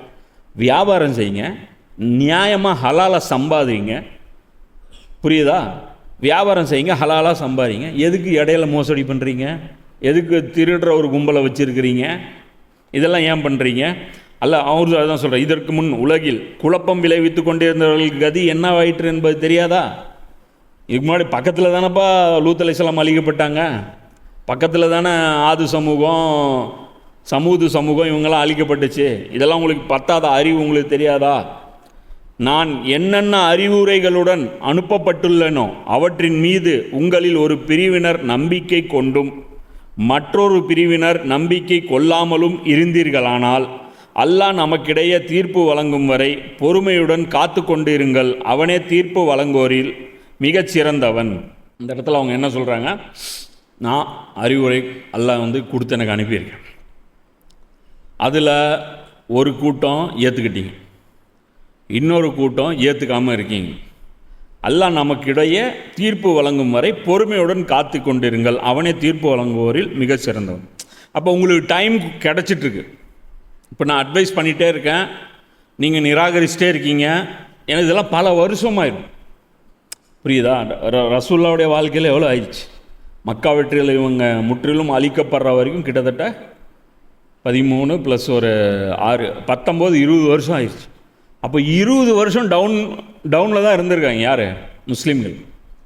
20 வருஷம் இவங்க தண்டிக்கப்படலை, குற்றம் பிடிக்கப்படலை இல்லை. அப்போ அதை வச்சுட்டு நீங்கள் என்ன நினச்சிறீங்க? அப்போ நபி சொல்கிறது உண்மையாக இருந்தால் இந்நேரம், ஏன்னா இப்போ ரசூலை பொறுத்த வரைக்கும் இதை சொன்னல, என்ன சொன்ன, நபி வந்தார்னா தம்பி ஃபாலோ பண்ணு, மறுமையில் சொர்க்கத்துக்கு போவேன், மறுமையில் நரகத்துக்கு போவேன். அதுதான் நபி சொல்லுவார். ரசூல் ஏற்றுக்கோ, இல்லைன்னா அவனை இங்கேயும் காலி அங்கேயும் காலி. அப்போ இங்கேயும் காலினா ஆகணும்ல, இந்நேரம் ஏன் ஆகலை? அதுதான் அவங்க கேட்குறேன். அப்போது எது வரைக்கும் இப்போ இதுலேருந்து ஒரு மிகப்பெரிய சுன்னத்து அல்லாஹ்வுடைய ஒரு சுன்னத்து இந்த ஆயத்தில் அல்லாஹ் சொல்கிறான். என்ன சொல்கிறான்? நான் உபதேசம் பண்ணிகிட்ருக்கேன், கொஞ்சம் பேர் ஈமான் கொண்டுறீங்க, கொஞ்சம் பேர் ஈமான் கொள்ளலை. அப்போது இந்த ப்ராசஸ் நடந்துட்டு இருக்கிற எந்த ஊரையும் அல்லாஹ் அழிக்க மாட்டான். ஒரு கூட்டம் உபதேசம் பண்ணிகிட்ருக்கு, கொஞ்சம் பேர் அதை கேட்டுட்டு அக்செப்ட் பண்ணிகிட்ருக்காங்க, கொஞ்சம் பேர் ரிஜெக்ட் பண்ணிவிட்டு, கொஞ்சம் பேர் ஸ்ட்ராங் ஆகிட்டாங்க ஏற்றுக்கவே கூடாதுன்ட்டு, கொஞ்சம் பேர் டவுட்டில் இருந்தவங்க அங்கே இருந்தால் வராங்க. இப்போ மொத்தமாக என்ன இருந்துச்சு, எல்லாமே வழிகட்டில் இருந்தாங்க. ஒரு உபதேசம் வந்த உடனே அதுக்கப்புறம் ஃபில்டராகி இங்கேருந்து வந்துட்டுருக்காங்க, பேட்சாக. இப்போ கொஞ்சம் கொஞ்சமாக வராங்க. இப்போ இந்த ப்ராசஸ்ஸு நடந்துகிட்ருக்கு. இதனால் இந்த ப்ராசஸ் நடக்கிற வரைக்கும் அல்லாஹ் யாருக்கும் பனிஷ்மெண்ட்டு கொடுக்கறது இல்லை. இது அல்லாஹ்வுடைய சுன்னத்து. இப்போ இந்த ப்ராசஸ் நடக்கிறதுனால நீங்கள் என்ன அண்டர் எஸ்டிமேட் பண்ணிடுறீங்க? இது ஒன்றும் எங்களுக்கு பனிஷ்மெண்ட் வரலையே. புரியுதா? அப்போ நாங்கள் பண்ணிகிட்ருக்கிறது கரெக்டுன்னு தானே அர்த்தம். அந்த மைண்ட் செட்டுக்கு நீங்கள் போயிடுறீங்க. அதுதான் அவர் சொல்கிறாரு, ஷுவைப் அலைஹிஸ்ஸலாம், அல்லாஹ் நமக்கிடையே தீர்ப்பு வழங்கும் வரை பொறுமையுடன் காத்து கொண்டிருங்கள், நிச்சயமாக அவன் தீர்ப்பு வழங்குவதில் சிறந்தவன், மிகச் சிறந்தவன். அல்லாஹ் கரெக்டான தீர்ப்பு கொடுப்பான், அது வரைக்கும் வெயிட் பண்ணு. அப்போ இதுதான் இன்றைக்கும். இன்றைக்கி ஏன் நபி ஸல்லல்லாஹு அலைஹி வஸல்லம் வஃபாத்தாகி 1400 வருஷமாக நாம் உயிரோடு இருக்கோம்? ஏன்னா அன்னிலிருந்து ஒர்க்கு நடந்துட்டு. ஹுசைன் அலைஹிஸ்ஸலாம் வேலை ஆரம்பித்தார். அந்த தீனுடைய மொத்த ஜனாசா உளுந்த அப்புறம் உடனே இவர் வேலையை ஆரம்பித்தார். உடனே கொஞ்சம் பேர் அவர் சைடில் சேர ஆரம்பித்தாங்க, ஆப்போசிட் டீம்லேயும் சேர ஆரம்பித்தாங்க. இந்த ப்ராசஸ் ஒவ்வொரு நூற்றாண்டுலேயும் ஒவ்வொரு முஜத்தித்கள் வந்து பண்ணிக்கிட்டே இருந்தாங்க. ஒரே காலகட்டத்தில் பல்வேறு ஊர்களில் பிரச்சாரம் நடந்துட்டு. இப்போ நம்ம கண் திறந்து பார்க்குற இந்த உலகத்தில் நம்மக்கிட்ட வந்து பார்த்திங்கன்னா பெரிய பெரிய ஆலிம்கள், அல்லாமா இக்பால், மௌலானா மௌதூதி, இஸ்ரார் அஹமது, இந்த மாதிரியான உலமாக்கள் பிரச்சாரம் பண்ணிகிட்டே இருக்காங்க. அந்த பிரச்சாரத்தை தானே இப்போ நாம் ஏற்றுக்கிட்டோம். நம்ம அந்த பிரச்சாரத்துலேருந்து தானே வந்தோம். அப்போ அல்லாஹ் மட்டும் தீர்ப்பு அழிச்சிருந்தானா நம்ம அழிஞ்சு போயிடலாம், அந்த கூட்டத்தில் இருந்திருப்போம். அப்போ அல்லாஹ் டைம் கொடுக்க போய் தானே இப்போ எனக்கு வந்து புரிய ஆரம்பிச்சது. நான் புரிய ஆரம்பித்து நான் ஒரு 4 பேருக்கு சொல்கிறேன். 4 பேர் நம்மகிட்ட இருந்து கேட்டுட்டு போய் அவங்க ஒரு 4 பேருக்கு சொல்லுவாங்க. அப்போ இந்த ப்ராசஸ் அல்லாஹ்வை பொறுத்த வரைக்கும் என்னென்னா, அவன் வந்து தண்டனை கொடுப்பதில் ரொம்பவும் தாமதிப்பவன். புரியுதா? அருள் புரிவதில் விரைவானவன். அல்லாஹ்வுடைய பேட்டர்ன் புரிஞ்சுக்கணும். பனிஷ்மெண்ட் எப்போ கொடுப்போம்? கடைசி கட்டம் வரைக்கும் பனிஷ்மெண்ட் தரமாட்டோம். டைம் எடுத்துக்கோ, டைம் எடுத்துக்கோ, டைம் எடுத்துக்கோ, டைம் எடுத்துக்கோ, இன்னும் வரட்டும், இன்னும் வரட்டும், இன்னும் வரட்டும். கப்பலில் ஏறிட்டே இருக்காங்களா, ஏறட்டும், கப்பலை எடுக்க மாட்டான். ஃபுல்லாக வந்து முடிஞ்சு, இல்லை சார் நீங்கள் கிளம்புங்கன்னு நீ டாட்டா பாபே சொல்லணும். அந்த டாட்டா பாபே இங்கே வரும். அதை வச்சே புரிஞ்சுக்கலாம். அவருடைய சமுதாயத்தாரில் ஆணவம் மிகுந்த தலைவர்கள் கூறினார்கள், ஷுவைபே, உம்மையும் உம்முடன் நம்பிக்கை கொண்டவர்களையும் நாங்கள் நிச்சயமாக எங்களுடைய ஊரை விட்டு வெளியேற்ற வேண்டி வரும், அல்லது நீங்கள் எங்கள் மார்க்கத்திற்கு திரும்ப வேண்டியது இருக்கும். அதற்கு ஷுவைப் பதில் தந்தார், நாங்கள் விரும்பாதவர்களாய் இருந்தாலுமா எங்களை வற்புறுத்தி உங்கள் மார்க்கத்திற்கு திருப்பி விடுவீர்கள். அப்போ இந்த இடத்துல இவங்க என்ன சொல்கிறாங்க? 2 விஷயம் சொல்கிறாங்க, 2 ஆஃபர் கொடுக்குறாங்க. யார்? இவங்க ஏற்றுக்குங்க, இல்லைன்னா அழிஞ்சிருவீங்கன்னு இவங்க சொல்கிறாங்க. அந்த கூட்டம் என்ன சொல்லுது? ஷுவைபே, நாங்கள் நிச்சயமாக எங்களுடைய ஊரை விட்டு வெளியேற்ற வேண்டியிருக்கும். இது மாதிரி பண்ணி எங்கள் வியாபாரத்தை எதுக்கு வெளியேற்றணுங்க? நான் சொன்னல, இதெல்லாம் நடந்திருக்கும். நேர்மையாக வியாபாரம் பண்ணால் பக்கத்தில் இருக்கிறவங்க பாதிக்கப்படுவோம்ல. அப்போது இது வந்து இது வெளியேற்ற வேண்டியது இருக்கும், அல்லது நீங்கள் எங்கள் மார்க்கத்துக்கு திரும்ப வேண்டும். அப்போ என்ன அர்த்தம்? ஏன் நாங்கள் பண்ணுற மாதிரி நீ வியாபாரம் பண்ணு, எங்கள் பொழப்பு நீ கெடுக்கக்கூடாது, எங்கள் தராசு நீ ஃபாலோ பண்ணு, வேலை முடிஞ்சுது. இல்லை நீ புது தராசு வச்சுருக்க, அந்த தராசு எங்களுக்கு இடிக்குது. அப்போ அவர் என்ன சொல்கிறார்? அவங்க 2 கேள்வி கேட்குறாங்க. ஃபஸ்ட்டு கேள்விக்கு அவர் பதிலே சொல்லலை. எதுக்கு? வெளியே தள்ளிடுவோன்ட்டு. லவர்ஸ் இதில் அவங்களுக்கு எவ்வளோ கடுப்பு. ஃபஸ்ட்டு மிரட்டல். நம்ம என்ன சொல்லுவோம்? ஃபஸ்ட்டு நம்மளாக இருந்தால் என்ன பண்ணுவோம்? மொதல் வேலையை இதுதான் சொல்லுவோம். எது சொல்லுவோம்? வெளியெல்லாம் எங்களை அனுப்பிடாதீங்க, நாங்கள் எங்கெங்கேயோ போவோம், நாங்களாம் பிள்ளை குட்டியோடு வந்துட்டுருக்கோம், அப்படி இப்படிமோ. ஆனால் நபி பாரு, கட்ஸு அவங்களுக்கு கட்ஸு பாரு. அந்த ஆர்கியூமெண்ட்டுக்கு ஒரு பதிலே கிடையாது. வெளியாத்திர அதெல்லாம் கிடையாது. அவங்க என்ன சொல்கிறாங்க? நாங்கள் விரும்பாதவர்களாக இருந்தாலும் என்ன, எங்களுக்கு பிடிக்கல உங்கள் வழிமுறை, நாங்கள் விரும்பலைன்னா கூட உன் வழிமுறையை நாங்கள் ஃபாலோ பண்ணணுமா? இதுதான் பதில் பேசுகிறாங்க. அந்த கேள்விக்கு பதிலே பேசலை. அப்போ அவங்களுக்கு எவ்வளோ நோஸ்கட் ஆயிரும். ஏன்னா மிரட்டுறான், இவ்வளோ பெரிய கூட்டம், மிரட்டல பயப்படலை அப்படின்னா அவங்க என்ன இருந்தாங்க? நீ தாண்டா பயப்படணும், அல்லாஹ் பார்த்து உங்கள் கூட்டத்தை பார்த்து நாங்கள் பயப்படணுமா? அடுத்து அவங்க பதில் கொடுக்குறாங்க பார், சுப்ஹானல்லாஹ். அடுத்த வசனத்தில் இதை விட போல்டா, உங்கள் மார்க்கத்தில் இருந்து அல்லாஹ் எங்களை காப்பாற்றி விட்ட பின்னர் அதன் பக்கம் நாங்கள் திரும்பினால் நாங்கள் அல்லாஹ்வின் மீது பொய்யை புனைந்துரைத்தவர்களாக ஆவோம். மேலும் நாங்கள் அம்மார்க்கத்திற்கு திரும்பி வருவது எங்களை பொறுத்தவரை எந்த விதத்திலும் சாத்தியமானது அன்று. எங்கள் இறைவனாகிய அல்லாஹ் நாடினால் அன்றி எங்கள் இறைவனின் அறிவு அனைத்தையும் சூழ்ந்திருக்கிறது. அல்லாஹ்வையே நாங்கள் முழுமையாக சார்ந்துள்ளோம். எங்கள் இறைவனே, எங்களுக்கும் எங்களின் சமூகத்தாருக்கும் இடையில் சரியாக தீர்ப்பளிப்பாயாக, நீயே சிறப்பாக தீர்ப்பு வழங்குபவனாக இருக்கிறாய். அப்போ இந்த இடத்துல அவங்க பதில் வந்து இவ்வளோ நீளமாக அவங்க கொடுக்குறாங்க. என்ன பதில் கொடுக்குறாங்கன்னா, ஃபஸ்ட்டு, உங்கள் மார்க்கத்தில் இருந்து அல்லாஹ் எங்களை காப்பாற்றியிருக்கான்.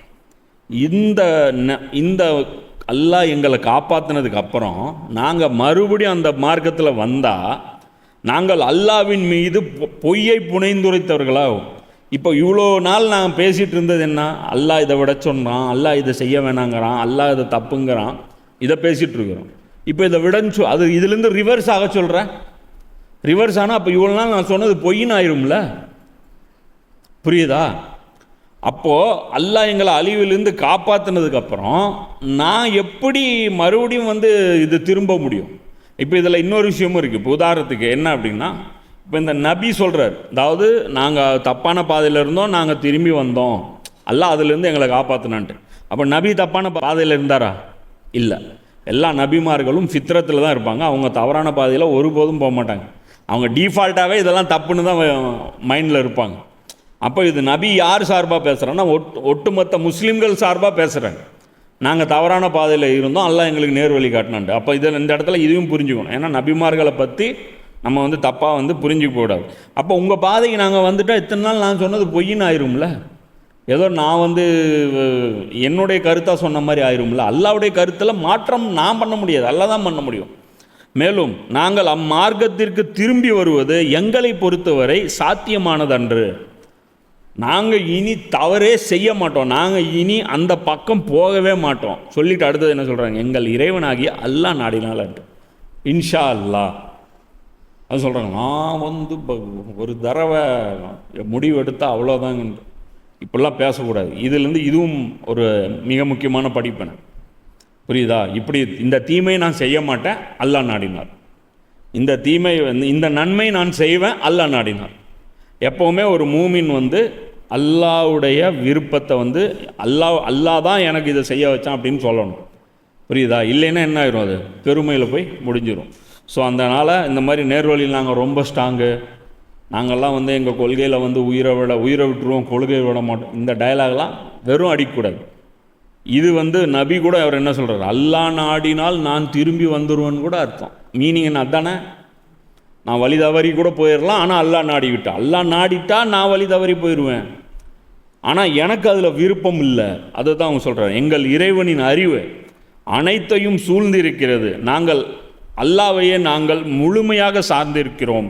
எங்கள் இறைவனே, எங்களுக்கும் எங்களின் சமூகத்தாருக்கு இடையில் சரியாக தீர்ப்பளிப்பாயாக, நீயே சிறப்பாக தீர்ப்பு வழங்குபவனாக இருக்கிறாய். அப்போ இங்கே என்ன சொல்கிறாங்க, எங்கள் இறைவனின் அறிவு அனைத்தையும் சூழ்ந்திருக்கு, அல்லாஹ் எல்லாத்தையும் பார்த்துட்ருக்கு. இப்போ நாங்கள் என்ன பண்ணிகிட்டு இருந்தோம், நீங்கள் என்ன பண்ணிகிட்ருக்கீங்க, இதெல்லாம் பார்த்துட்ருக்கோம். அல்லாஹ்வையே நாங்கள் முழுமையாக சார்ந்தோம். இனி உங்கள்கிட்ட சொல்ல வேண்டியதெல்லாம் சொல்லியாச்சு. இப்போ உங்கள் விவகாரத்தை அல்லாஹ்விடத்தில் நான் ஒப்படைக்கிறேன். எங்கள் இறைவனே, யா அல்லாஹ், அல்லாஹ்வை பார்த்து பேசுகிறாங்க, எங்களுக்கும் எங்களின் சமூகத்தாருக்கும் இடையில் சரியாக தீர்ப்பளிப்பாயாக, இவங்களுக்கும் எங்களுக்கு மத்தியில் நீ ஜட்ஜ்மெண்ட் கொடுத்துரு. இதுதான் இந்த நபிக்கும் அந்த சொசைட்டிக்கும் இருக்கிற தி எண்ட். இனி வந்து இந்த நபி அட்வைஸ்லாம் பண்ண மாட்டார், முடிஞ்சிருச்சு. இந்த வார்த்தை சொல்லிட்டாங்கன்னா அடுத்தது ஜட்ஜ்மெண்ட்டு தான். இதுதான் அவங்க கேட்டுட்டு இருந்தாங்களே, அசாபு வரும் ஏற்றுக்கலைன்னா அசாபு வரும்ன்ட்டு, அந்த நாள் தான் இந்த நாள். ஏன்? இந்த நபி மேக்சிமம் புஷ் பண்ணி பார்த்துட்டார். ஒரு நம்ம பிரச்சாரம் பண்ணும்போதே எதிர்க்கிறவன் ஓப்பனாக எதிர்ப்பான், சில பேர் அப்படியே ஒரு மைண்டாக பார்த்துட்ருப்பான், சில பேர் கேள்வி கேட்பான், அந்த கேள்வியிலே தெரிஞ்சிடும் இவன் வந்து முழுசாக எதிர்க்கிற ஆள் கிடையாது, இவனுக்கு வந்து சில டவுட்ஸ் இருக்குது, அதை கிளியர் பண்ணி விட்டால் அவன் வந்துடுவான் அப்படின்றது. ஸோ அதெல்லாம் பண்ணி கிளியர் பண்ணி ஃபில்ட்ரு பண்ணி எல்லாத்தையும் எடுத்துருப்போம். அதெல்லாம் வந்து ஒரு சின்ன ஊர் தானே, அவங்க வெளியூர்லாம் போய் ஷிஃப்ட் பண்ண மாட்டாங்க. இப்போ இங்கே வந்து ஈரோட்டில் வேலை செய்கிறோம், இப்போ மெட்ராஸில் பாதி பேர் இருப்பான், அப்படிலாம் இருக்க மாட்டாங்க. அந்த ஊருக்காரங்கன்னா மொத்தம் ஈரோடுக்காரங்க ஈரோட்டில் தான் இருப்பாங்க, சேலத்துக்காரங்க சேலத்தில் தான் இருப்பாங்க, எங்கேயும் போக மாட்டாங்க, எல்லாமே உள்ளூரில் தான் இருப்பாங்க. வெளியூர்லலாம் எந்த சொந்தக்காரனும் இருக்க மாட்டாங்க, சரியா? அப்போது இவங்க வந்து எல்லாத்தையும் ஒவ்வொருத்தனும் இவங்க வந்து ட்ரை பண்ணியிருப்பாங்க, ஒட்டு மொத்தமாக, அதுவும் பல வருஷம் எடுத்திருப்பாங்க. அதுவும் இல்லாமல் மூமின்கள் அவங்களும் சொல்லியிருப்பாங்க, எங்கள் வீட்டில் நாங்கள் வந்து தலைகீழ நின்று பார்த்துட்டோங்க, இவ்வளோதாங்க, அண்ணன் ஏற்றுக்கிறா அப்படிங்க, தம்பி ஏற்றுக்கிறா அப்படிங்க, அப்பா மாட்டேங்கிறாரு. ஒவ்வொருத்தரும் ஸ்டேட்மெண்ட்டு கொடுத்துருவாங்க நபிகிட்ட. அப்போ நபி கன்க்ளூஷனுக்கு வந்துடுவார், ரைட் ஓகே, இனி புதுசாக யாரும் இஸ்லாத்தை ஏற்றுக்க மாட்டாங்கன்னு நான் நம்புகிறேன், நான் தேவையான அளவுக்கு வேலை செஞ்சுட்டேன் எல்லாம். இனி அது இல்லாமல் அவங்க எந்த அளவுக்கு நொந்து போயிட்டாங்க, ஊரை விட்டு வெளியே துரத்திடுவோம், இது பண்ணிடுவோம், நல்லதுக்கு இந்த உங்களை வந்து நாங்கள் இல்லைன்னா திரும்பிங்க வாங்க. இப்போ அவங்க நமக்கு டெட்லைன், இவங்க தாவா பண்ண போய் அவங்க தாவா பண்ணிருக்காங்க, இஸ்லாத்தை உரியா இல்லையா, இல்லை அடித்து விரட்டட்டா, எது இவங்க அல்லாவுடைய அசாபு காட்டுறாங்க, இவங்க வந்து இவங்களுடைய அசாபை காட்டுறாங்க. அப்போ இவங்க வந்து இது பண்ணுங்கன்னா, அப்போ இது தி எண்டு. அவர் கூறியதை ஏற்க மறுத்துவிட்ட அவருடைய சமுதாயத்தை சார்ந்த தலைவர்கள் தமக்கிடையே கூறிக்கொண்டார்கள், நீங்கள் ஷுவைபை பின்பற்றினால் நிச்சயமாக அழிந்து போவீர்கள். ஸோ எப்படி பாரு, இப்போ அவங்க பேசுகிறாங்க, யார்? அல்லாஹ்வுடைய உபதேசத்தை மறுக்கக்கூடியவர்கள் அவங்க பேசுகிறாங்க. யார்? இந்த வியாபாரத்தில் மோசடி பண்ணுறவன், இந்த வழிப்பறி பண்ணுறவன், என்ன அந்த ரவுடிசம் பண்ணி நபி அடிச்சிருவேங்கிறவன், முஸ்லீம்களை வந்து இஸ்லாத்தை விட்டுருன்னு சொல்லி மிரட்டுறவன், என்ன எங்களை மாதிரி நீ நேர்மையாக வியாபாரம் பண்ணினா உங்களால் எங்களுக்கு பாதிப்புன்னு சொல்கிறவன், அவன் என்ன சொல்கிறான்? நீங்கள் ஷுவைபை பின்பற்றினால் நிச்சயமாக அழிந்து போவீர்கள். அவன் என்ன சொல்கிறான்? இப்போ இதுக்கு மீனிங் நிறைய இருக்குது. நம்பர் 1, இந்த மாதிரி நேர்மையாக வியாபாரம் பண்ணினா இன்னும் கொஞ்சம் நாளில் நடுத்தரு பிச்சை தான் எடுக்கணும் சொல்லுவாங்க, தெரியுமா? இல்லைங்க, உண்மை சொன்ன என்ன உண்மை சொல்லுவாங்க. சரி, எப்படியாவது அவன் தலையில் கட்டுறது தான் பார்க்கணும். உண்மை சொல்லி வியாபாரம் பண்ண எவன்டா வாங்கணும்? இப்போ ஒருத்த மீன் எடுத்துகிட்டு வர, இது என்னப்பா ஃப்ரெஷ் மீனாக? இல்லைங்க, 3 நாள் ஆனது தாங்க, ஆனால் சாப்பிட்லாங்க, நல்லாயிருக்கும். இது வியாபாரம் இல்லை, ஃப்ரெஷ்ஷு துடிக்குது பாரு, இந்த பாரு அப்படியே கழுத்து காட்டுவான். அது பார்த்தோன்னா நமக்கு ஒன்றுமே தெரியாது. அது ரெட்டாக இருக்கா செதில் பார்த்தா ஒன்றுமே தெரியாது. அறுக்க கொண்டு போய் கொடுத்தீங்கன்னா அவன் சொல்லிடுவான், இது டீகம்பஸ் ஆன கண்டிஷனு. உலகத்தில் இருக்கிற எல்லா சோதனையும் அந்த பப்பாளி வாங்கும்போது தான் எனக்கு வரும். எப்போ போய் கேட்டாலும் பப்பாளி பொண்ணு உடனே அறுக்கலாங்க, அப்படி 3 நாள் ஆகும் அதை அறுக்கிறது. இது 2வது என்ன, ஏதோ இந்த ஏரியாவில் நம்மளை மதித்து கப்பம் கட்டிகிட்டு இருக்கிறாங்க அப்படின்னா நம்ம பவர்னால தான். இது ஏதோ நாங்கள் தான் வந்து மிரட்டி வச்சுருக்கோம், வந்தாலுன்னே கட்டிட்டு போயிடுறான். சண்டை மல்லு கட்டினா எப்படி இருக்கும்? தரமாட்டேன்னு சொல்லி இவன் 4 பேரை கொன்று அவன் 4 பேரை கொன்று ஒரு சலசலப்பு ஏற்பட்டு அப்படிலாம் இல்லை, நேராக வரான், ஸ்மூத்தாக கொடுத்துட்டு போயிடுறான். ஏன்னா இந்த கூட்டத்தை பகைச்சிக்க முடியாதுன்ட்டு. ஸோ இந்த அளவுக்கு வந்து நாம் வந்து ஒரு பயத்தை வந்து உண்டு பண்ணி வச்சுருக்கோம். நீங்கள் போய் வந்துட்டு வாங்க வெல்கம் போங்க அப்படின்னு சொல்லி அனுப்பி விட்டீங்கன்னா நாளை முறை உங்களுக்கு என்ன ஆகும்? புரியுதா? அப்போது இதை வந்து அவங்க பேசுகிறாங்க. இப்போ இதுலேருந்து புரிஞ்சு போச்சு, நபி ஃபஸ்ட்டு வந்தோன்னே என்ன சொன்னார்? அல்லாஹ்வை வணங்குங்க, அல்லாஹ்வுக்கு இணை கற்பிக்காது, சிலைகளை வணங்காதீங்கன்னாங்க. அப்போ அவனுங்க வாய மூடிட்டு இருந்தாங்க. இந்த சிலைகள் யார் தெரியுமா? அதோட சக்தி என்னன்னு தெரியுமா? இதை நாங்கள் எவ்வளோ நேசிக்கிறோம் தெரியுமா? இது எதுக்காக நாங்கள் வணங்கிட்டு இருக்கிறோம் தெரியுமா? இதுக்கிட்ட எவ்வளோ சொர்க்கம் இருக்குது தெரியுமா? இதுக்கிட்ட எவ்வளோ நரகம் இருக்குது தெரியுமா? அதானே பேசணும். அப்போ நபி வந்து அது பேசும்போது இவங்க கம்முன்னு இருந்துட்டாங்க. அடுத்து இவங்களுடைய மடியில் வயிற்றில் உதைக்கிறார். வியாபாரம் நேர்மையாக பண்ணு, அது பண்ணு, இது பண்ணணும். நான் இப்போ கடைசியாக என்ன பண்ணிட்டாங்க? இதெல்லாம் பண்ண பொழைக்க முடியாதுடா. இப்போ பாயிண்ட்டுக்கு வந்துட்டாங்க பாரு. இப்போ சிலை ஒரு பிரச்சனையே கிடையாது, அது ஒரு டூலு. புரியுதா? இந்த ஆன்மீகம் வந்து ஒரு பிரச்சனையே கிடையாது இவங்களுக்கு சிலையை வணங்காமல் போ, அதை உடைச்சிட்டு போ, என்ன அந்த சிலைக்கு சக்தி இருக்குது அதெல்லாம் ஒன்றும் கிடையாது. கடைசியாக அவங்க டீலுக்கு எங்கே வராங்க? பொருளாதார பிரச்சனை. இதே தான் குறைசிக்கணும். ரசூலா வந்து காபாவில் வந்து இந்த பிரச்சனை, இது சிலைகள் வணங்குறீங்க, இதெல்லாம் தப்பு, அல்லாஹ் தான் இறைவன், இதெல்லாம் இறைவன் கிடையாது, எல்லாம் பேச 28வது அத்தியாயத்தில் 57 வசனம் இதே டயலாகு சேமாக அடிப்பாங்க. என்ன சொல்லுவாங்கன்னா, அந்த சிலையை நாங்கள் வச்சிருக்கிறதுனால தான் அந்தந்த சிலைக்காரன் ஒவ்வொரு ஊருக்காரன். புரியுதா? இப்போ உதாரணத்துக்கு இந்த மைக்குங்கிறது ஒரு சிலைன்னு வச்சுக்கோங்க. இந்த மைக்கு சேர்ந்தவன் மைக்கேல் பட்டி, சரியா? சைக்கிள் வச்சுருக்கிறவன் சைக்கிள் பட்டி. இப்போ சைக்கிள் பட்டி வழியாக போகணுன்னா நீ சைக்கிளை வந்து காபத்துல்லாவுக்குள்ளே வச்சுருக்கணும். சைக்கிளுக்கு சக்தி இல்லை அப்படின்னு சொன்னீங்கன்னா சைக்கிள் பட்டிக்காரன் விட மாட்டான். ஏன்டா நேற்று எங்கள் சைக்கிள் தூக்கி நீ காபத்துல்லா வெளியே போட்டு இது சக்தி இல்லைன்னு சொல்லிட்டியாமே, அப்போ எங்களை இன்சல்ட் பண்ணியா? மைக்கேல் பட்டியோட மைக்கை மட்டும் உள்ளே வச்சுருக்க, எப்படி இருக்கு? அப்போ மைக்கேல் பட்டிக்காரன் அவ்வளோ வசதி, நான் மட்டமா? இந்த வழியாக தானே வருவேன். புனித மாதமாவது மண்ணாங்கட்டியாது, காபா வச்சு தான்டா புனித மாதம். அதான் காபாவிலேருந்து எங்களை தூக்கிட்டில்ல, நீ பார்த்தியா புனிதன்ட்டு? எங்கள் புனிதத்தை நீ பார்க்கல, அப்போ உன் புனிதத்தை நான் ஏன் பார்ப்பேன்? வா உனக்கு சாவடி. இதுதான் ரசூலுல்லாஹ்வுக்கு அவங்க என்ன சொன்னாங்க கடைசி அபூஜையில் போய், பெத்தகாரு கொஞ்சம் அட்ஜஸ்ட் பண்ணிக்கோங்க, இல்லைன்னா ஊருக்கு விட்டு துடை தெரியப்படுவோம். 28வது அத்தியாயத்தில் 57 வசனத்தில் சொல்கிறாங்க, வாரி சுருட்டி கொண்டு போய் வீசப்படுவோம். அந்த குலங்கள் கோத்திரங்கள் ஹஜ்ஜுக்கு வந்து உள்ள ஒரு சிலை இல்லைன்னு தெரிஞ்சதுன்னு வச்சுக்கோ, அப்படியே நம்மளை தூக்கிட்டு போய், அதுவும் அவங்க யார், இவங்கள விட கொடூரமாக சண்டை போடக்கூடியவங்க. எப்பயுமே நாடோடிகளுக்கு பயங்கர பவர் இருக்கும். அவங்க வந்து ஹார்டில் இந்த அரபு குதிரை இருக்குல்ல, அது மாதிரி இருப்பாங்க. இன்றைக்கும் எடுத்திங்கன்னா டவுனில் இருக்கிறவன் வளவலா பில்லு பில்லுன்னு இருப்பான். கிராமத்தில் இருக்கிறவன் அவன் நீச்சல் அடிச்சுட்டு மண்ணில் விளாண்டு நல்லா ஹெல்த்தியாக தின்னுட்டு அவன் ஒரு குத்து நம்மளை மூஞ்சியில் விட்டானா நம்ம மூஞ்சி பேர்ந்து போயிடும். கிராமத்தில் இருக்கிற ஆள் கூட நம்மளால் மோத முடியாது. அவன் ஓடுற ஓட்டம் நம்மளால் ஓட முடியாது. அவன் திங்கிற தீனி நம்மளால் திங்க முடியாது. அவன் மரம் விறுவிறுன்னு ஏறுவான். என்ன நம்மளால் மரம் ஏற முடியுதா?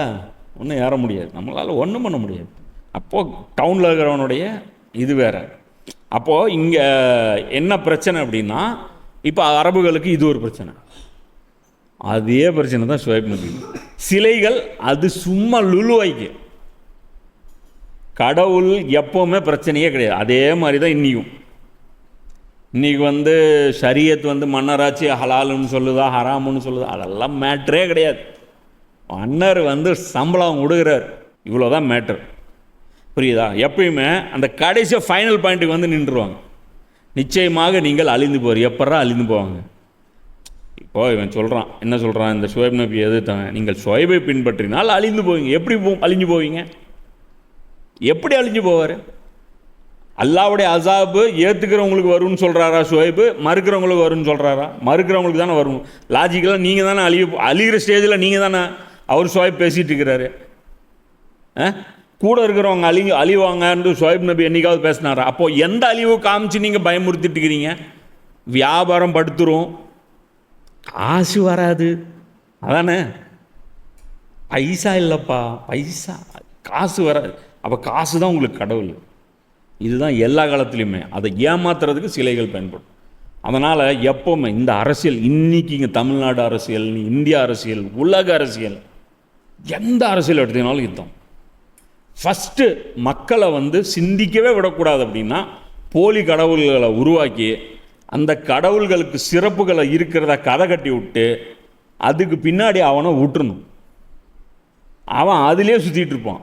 இவங்க ஒரிஜினல் பாலிடிக்ஸ்க்கு அவன் வரவே மாட்டான். என்ன நடக்குது உலகத்தில், என்ன நடக்குது, என்ன பிரச்சனை, நம்மளை எப்படி ஏமாத்துறான், நம்மளை எப்படி சுரண்டுறான், அதெல்லாம் தெரியவே தெரியாது. ஆல்டர்னேட் ஆப்ஷன் கொடுத்துட்டே இருப்பான். கொஞ்சம் உஷாரான மாதிரி தெரியுதா?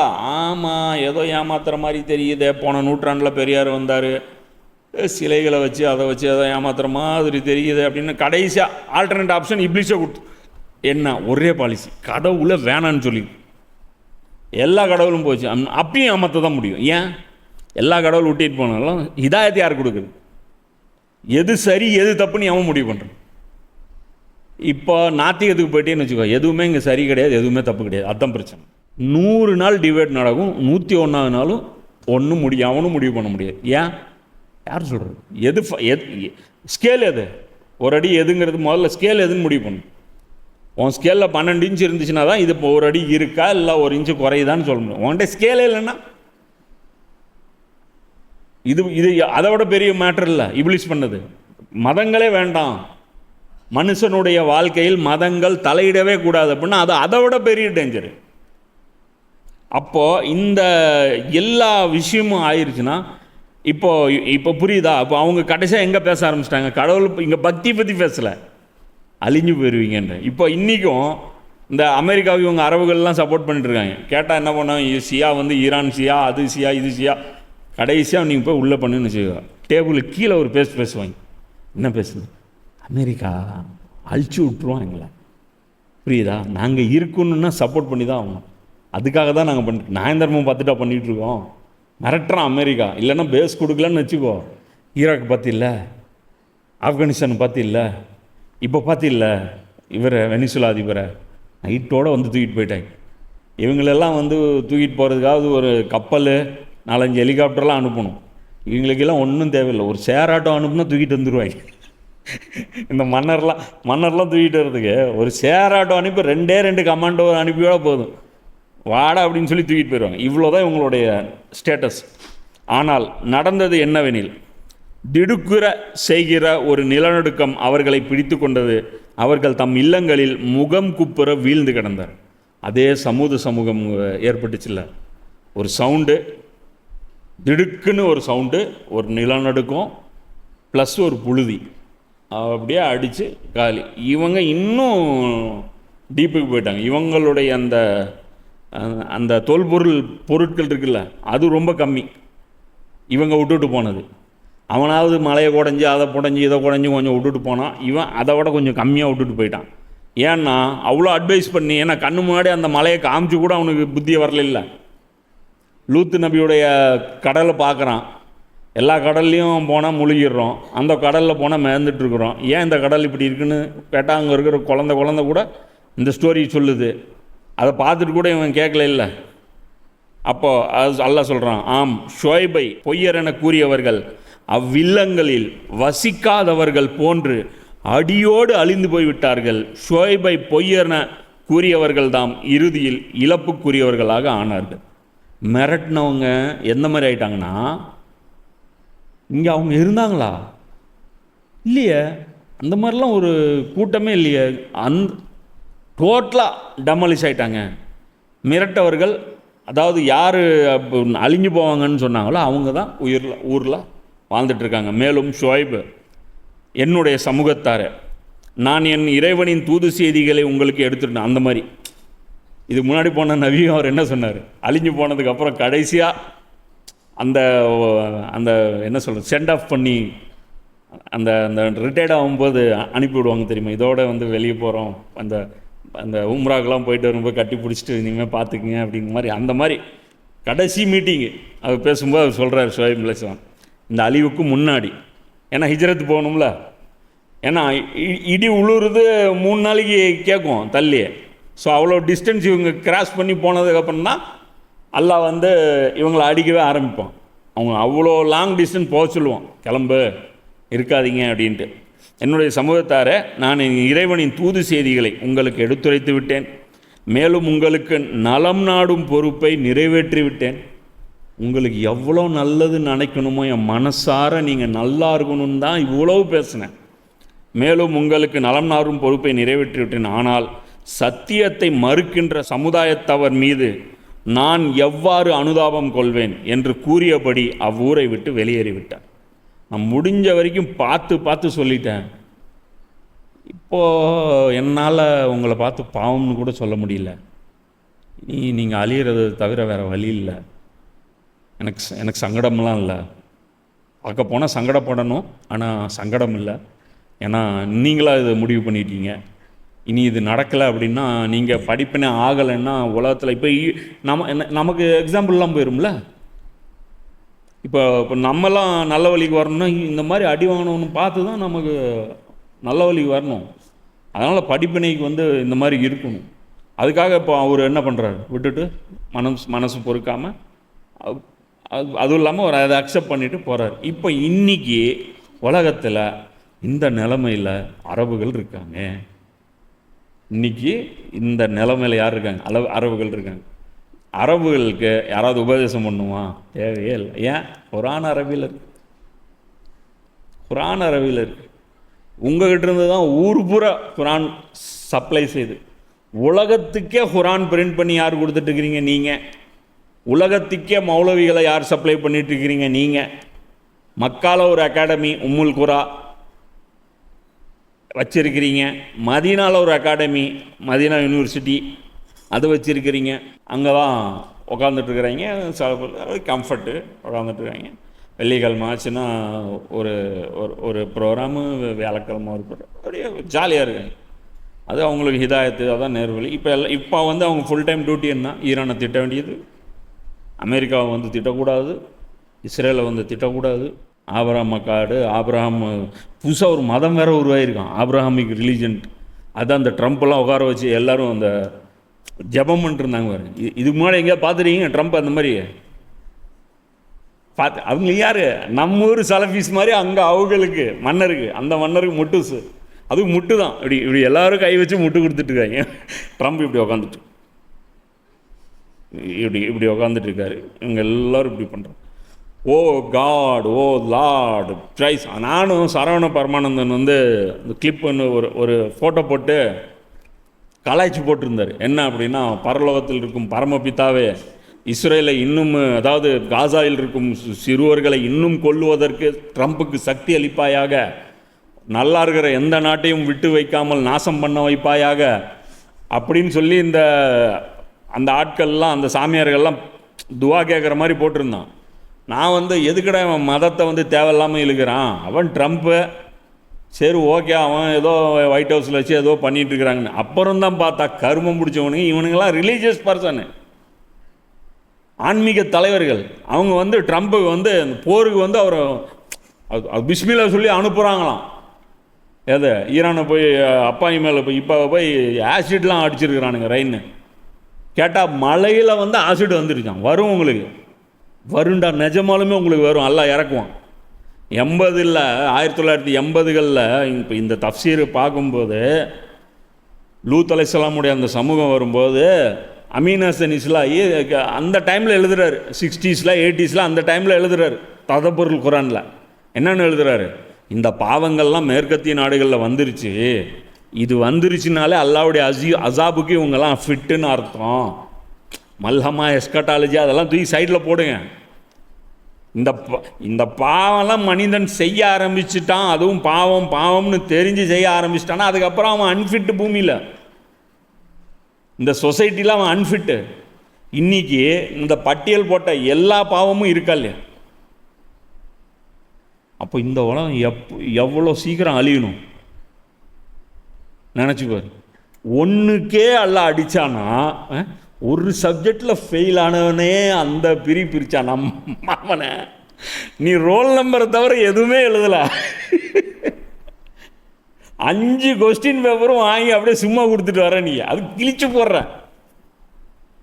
என்னதை போய் ஒழுக்கம் கிழிச்சு போடு, ஃபேமிலி கிழிச்சு போடு, பொருளாதாரம் கிழிச்சு போடு, அரசியல் கிழிச்சு போடு, ஆன்மீகம் கிழிச்சு போடு, ஒன்று கூட எழுத மாட்டேன். என்ன பண்ணிடுவேன் நான், அல்லா இருக்கிறேன்னு காட்டணுமா இல்லையா? நீ வரும் B2 பாம்பரு, F-16, F-17, தாடு, ஐரன் டூமு, பேட்ரியாட்டு இதெல்லாம் வச்சு அல்லா டிஃபென்ஸ் பண்ணிடுவியா, பண்ணி காட்டுறியா? வானத்துலேருந்து இந்த மழை வந்துச்சுன்னா தாங்குவியா நீயே? ஷுவைப் நபி காலத்தில் இடி முழக்கம் பார்க்கணுமா நீயே? இவன் நல்லா நோட் பண்ணி பாரு, இவனுங்க ஒவ்வொருத்தனும் இந்த வியாதியில் தான் சாப்பிட போகிறான். நீ கல் மழை பெய்யும் பாரு அமெரிக்காவில், இதைத்தானே செஞ்சான், அதே வரும், விண்கல் வரும், வானத்திலேருந்து வரும், இதே பனிஷ்மெண்ட் எல்லாம் இறக்கும். இந்த லூத் அலைஹிஸ்ஸலாம் சமூகம் எதில் அழிக்கப்பட்டதோ அதில் அழிக்கப்படும். ஃபிரௌனை ஃபாலோ பண்ணுறவன் கடலில் மூழ்கடிக்கப்படுவான். அமெரிக்கா கடல் தான் இருக்கு, 4 பக்கம் அவங்க கடல் தான், அது தீவு, அது அமெரிக்கா ஆக்சுவலாக, புரியுதா? ஒரு சுனாமி வந்துச்சுன்னா ஃபிரௌனு மூழ்கடி தானே பட்டான், நீ தானே இன்னைக்கு ஃபிரௌனு, உனக்கு அதான்டா சாகு. லூத் அலைஹிஸ்ஸலாம் கூட்டம் யாது, யூரோப்பு வா, அவனை எங்கெல்லாம் நியூட் கிளப் வச்சுருக்க அங்கெல்லாம் அதே அசாப் லானத்தை இறங்கும், நிலநடுக்கம் வரும், மேலே இருந்த பூமி கீழே போவான். இங்கடா இங்கே ஒரு ஐஃபில் டவர் இருந்துச்சுன்னா அங்கே பாருங்க, நான் கீழே மேலே பார்க்காது, கீழே போயிடுச்சு. ஃப்ரான்ஸு தான் அதுக்கெல்லாம் தீமை. என்ன அங்கே தான் ஆபாச சிட்டி, அந்த சிட்டி, அந்த சாரு நிவேதிதா கூட ஒரு வீடியோ ஒரு முதல்ல போட்டிருப்பார், செக்ஸு மியூசியம்னு ஒன்று வச்சுருக்கானா. எதில்? ஃப்ரான்ஸில் ஆபாசத்துக்குன்னு ஒரு மியூசியம் வச்சுருக்கணும். அவன் வந்து சொல்கிறான், இப்போ இவங்கெல்லாம் எவ்வளோ வளர்ந்து விட்டார்கள், நாமெல்லாம் வந்து இந்த விஷயங்களெல்லாம் வந்து இன்னும் வந்து நாம் வந்து டிஸ்கஸ் கூட பண்ணுறதில்ல, அப்போ இவங்கெல்லாம் வேறு லெவலில் போயிட்டாங்க அப்படின்னா. வேறு லெவலில் போயிட்டாங்க, அவன் போவான், இன்னும் கொஞ்சம் நாளில் போவான். அந்த குரானில் வரும்போது எம்மாடி இவன் கூட சேர்ந்தா, ஒருத்தன் சொல்லுவான் நரகத்தில், இவன் தான் என்னை வந்து சொல்லிகிட்டு இருந்தான், இவன் பேச்சு கேட்டுருந்தான் நரகத்து, இன்னைக்கு போட்டு அந்த அடி அடிச்சுட்டு இருக்கிறாங்க. நல்ல வேலைப்பா நான் ஜஸ்ட்டு மிஸ்ஸு தப்பிச்சேன். இந்தியாலாம் பரவாயில்ல, இந்தியா தமிழ்நாட்டில் கொஞ்சமாவது காரி துப்புறான்ல. என்ன தான் விஜயாக இருந்தாலும் விஜய் காரி துப்புறான் பாரு, எவனும் சப்போர்ட் பண்ணல பாரு. சப்போர்ட்டை விட எதிர்ப்பு தான் இருக்குது. ஒழுக்கக்கேடு, சினிமாவில் இருக்கிறவனுக்கு ஒழுக்கத்துக்கு சம்மந்தம் கிடையாது, ஆனால் சினிமாக்காரன் காரி துப்புறான். அரசியலில் இருக்கிறவனுக்கு ஒழுக்கத்துக்கு சம்மந்தம் கிடையாது, அவங்களும் காரி துப்புறான். என்ன மற்ற இயல்பால் ஃபித்ரத்தில் இருக்கிற இந்த கிராம மக்கள் ஒட்டு மொத்தமாக கழுவி ஊற்றாங்க. கிறிஸ்தவர்கள்லாம் போட்டு அந்த திருப்பூரில் இருக்கிற ஒரு சகோதரர்லாம் அருமையாக போட்டிருக்கு. பாவத்தை வந்து இவர் நார்மலைஸ் பண்ணுறாரு, யாரும் வந்து இவரை வந்து சப்போர்ட் பண்ணக்கூடாது, இவரை சப்போர்ட் பண்ணுறவன் உண்மையான கிறிஸ்தவன் கிடையாது. அருமையாக பேசுகிறார். இவ்வளோதான் விஷயம். சரியா? அப்போது அல்லாஹ் குர்ஆன் சொல்லக்கூடிய விஷயங்கள் நல்லா புரிஞ்சுக்கணும். நபிமார்கள் எதை இம்பார்ட்டன்ஸ் கொடுக்குறாங்க, இங்கே என்னவோ அல்லாஹ் வந்து இபாதத்துக்கு அலையிறவன் மாதிரியும், இன்னும் அல்லா சாமியை வணங்குன்ட்டு கேன்வாஸ் பண்ணுற மாதிரியும் நம்ம இஸ்லாத்தை பிரச்சாரம் பண்ணிகிட்ருக்கோம். இது இல்லை.